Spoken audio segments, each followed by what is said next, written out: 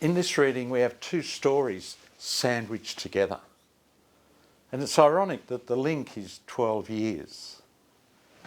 The woman had been bleeding for 12 years, and the little girl was 12 years old. But in both situations, we find Jesus blundering in to situations where all the other people say, don't go there. What are you going to do? Don't go there. Don't go there.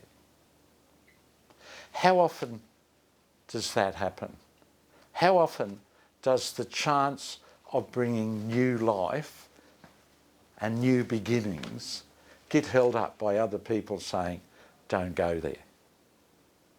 We have Jesus wandering through the crowds, and somehow he feels someone touching him. And he looks around, and the disciples say, keep moving, you'll never find out who did it.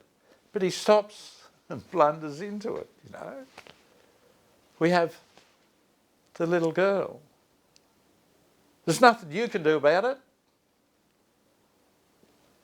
Well, Jesus has other ideas, you know.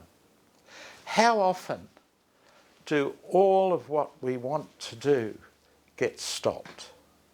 Get stopped by others saying, oh, don't do that. By others who judge things. I find that all the time in my Loaves and Fishes restaurants, you know. People say, don't worry about that person. You know, he's hopeless, or she'll never get anywhere. They judge it. Or they'll say, don't work with that person one more time. You've worked with that person all those times and nothing has happened. How often does that happen?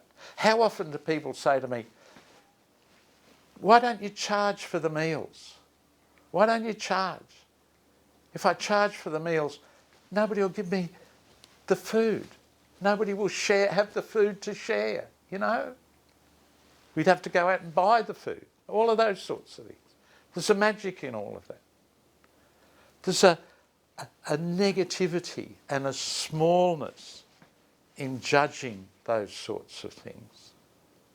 And so often our lives are full of that. And we deny ourselves the full magic of full life.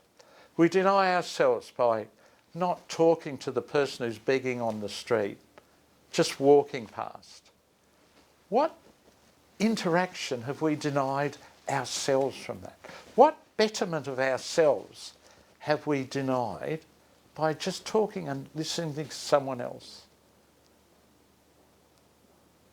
The message I get from Jesus is just go in there, because you never know.